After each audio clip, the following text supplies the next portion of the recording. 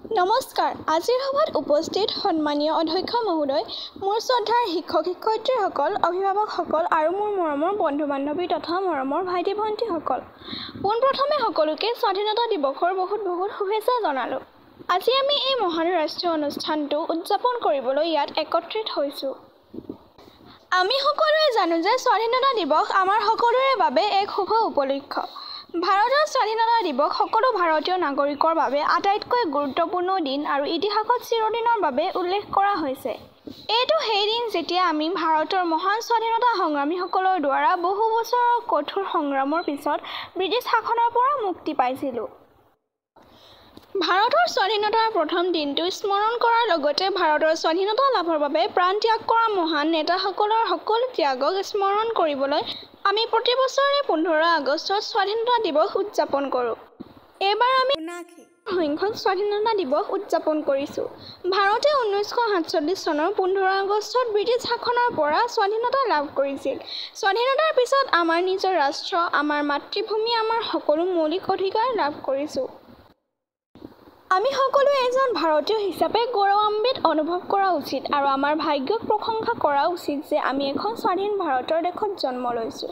ভাৰতৰ ইতিহাসে সকলোবোৰ প্ৰকাশ কৰে যে আমাৰ পূৰ্বপুৰুষ আৰু পূৰ্বপুৰুষসকলে কেনেদৰে কঠোৰ পৰিশ্ৰম কৰিছিল আৰু ব্ৰিটিছসকলৰ সকলো নিৰ্মম আচৰণৰ সন্মুখীন হৈছিল।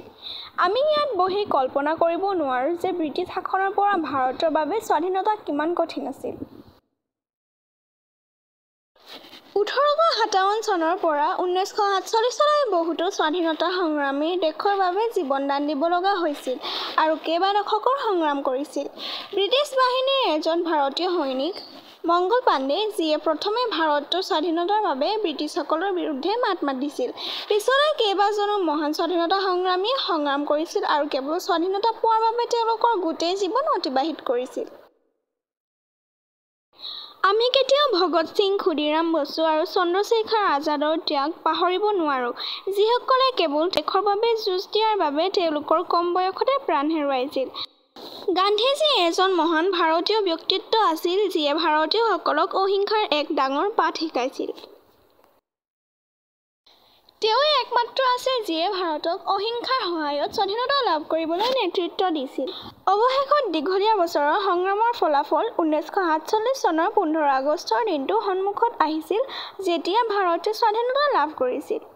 আমি ইমান ভাগ্যৱান যে আমাৰ পূৰ্বপুৰুষসকলে আমাক শান্তি আৰু সুখৰ দেশ দিছে, য'ত আমি গোটেই ৰাতি টোপনি যাব পাৰোঁ আৰু আমাৰ বিদ্যালয় বা ঘৰত গোটেই দিনটো উপভোগ কৰিব পাৰোঁ। আমাৰ দেশখন প্ৰযুক্তি, শিক্ষা, ক্ৰীড়া, বিত্ত অন্যান্য বিভিন্ন ক্ষেত্ৰত অতি দ্ৰুতগতিত বিকাশ হৈ আছে, যিবোৰ স্বাধীনতাৰ আগতে প্ৰায় অসম্ভৱ আছিল। ভাৰত হৈছে পাৰমাণৱিক শক্তিৰে সমৃদ্ধ দেশসমূহৰ ভিতৰত এখন। আমি অলিম্পিক, কমনৱেলথ গেমছ আৰু এছিয়ান খেলৰ দৰে ক্ৰীড়াত সক্ৰিয়ভাৱে অংশগ্ৰহণ কৰি আগবাঢ়িছোঁ। আমাৰ চৰকাৰ বাছনি কৰাৰ আৰু পৃথিৱীৰ সৰ্ববৃহৎ গণতন্ত্ৰ উপভোগ কৰাৰ সম্পূৰ্ণ অধিকাৰ আছে।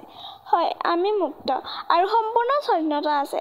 অৱশ্যে আমি আমাৰ দেশৰ প্ৰতি দায়িত্বমুক্ত হোৱা উচিত নহয়।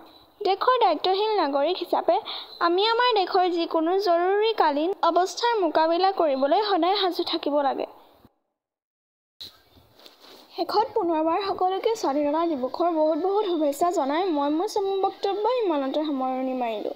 কিবা ভুল হ'লে ক্ষমা কৰিব। ধন্যবাদ।